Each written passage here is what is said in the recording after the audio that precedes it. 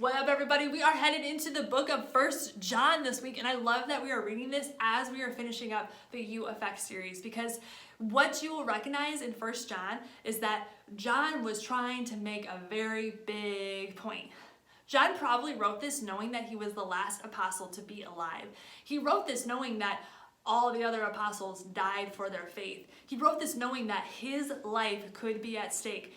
And he wrote this, I'm guessing, with a sense of urgency because he wasn't sure how much more time he had left on earth. And so he was trying to make a very big point. And I encourage you, as you're reading this, to write down what your main theme is. What do you think God's talking to you about as you're reading 1 John this week? My biggest takeaway was from 1 John 4, and in the Message version it says, "First we were loved, now we love. He loved us first." I just love how that makes it very simple of what it looks like to be a Christian.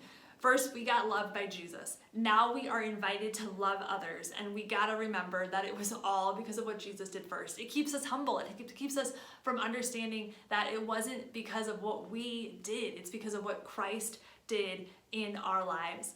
I get the whole book is a reminder. Hey, if you want to make your life about Jesus, if you're wondering, how do I live out my faith? You love people well. I find that the book is an invitation to you and I to remember we once lived in darkness where we thought sin would satisfy.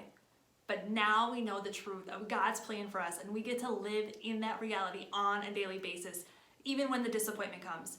You guys, if John knew that he was the last apostle alive, if he knew that people might kill him because of his faith, it would have been very tempting for him to keep his mouth shut, for him to lose hope. And yet, the hope of Jesus is what he's clung to and what he used to continue the mission of sharing the gospel and making sure people understood the love that the God of the universe had for him.